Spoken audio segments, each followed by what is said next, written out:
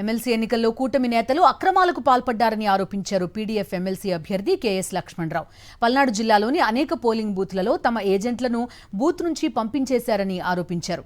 వెల్దుర్తి బూత్లోకి తమ ఏజెంట్ను అనుమతించలేదని వెల్లడించారు. బెల్లంకొండ బూత్లోని తమ ఏజెంట్పై దాడి చేసి ఆయనపైనే అక్రమ కేసు పెట్టారని ఆగ్రహం వ్యక్తం చేశారు.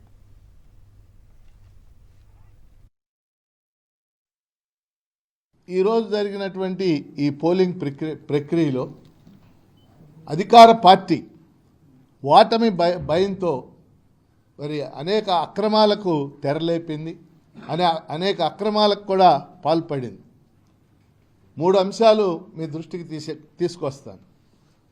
2 జిల్లాలకు సంబంధించి ముఖ్యంగా పల్నాడు జిల్లాలో అనేక చోట్ల మా పోలింగ్ ఏజెంట్లని పోలింగ్ బూతుల నుంచి బయటికి పంపివేయటం జరిగింది.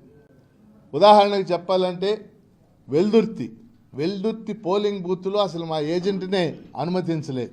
అలా బెల్లంకొండ పోలింగ్ బూత్లో ఉన్నటువంటి మా ఏజెంట్ మీద అరెస్ట్ చేసి పోలీస్ కేసు తీసుకెళ్ళడమే కాకుండా మళ్ళీ ఎదురు కేసు పెట్టారు.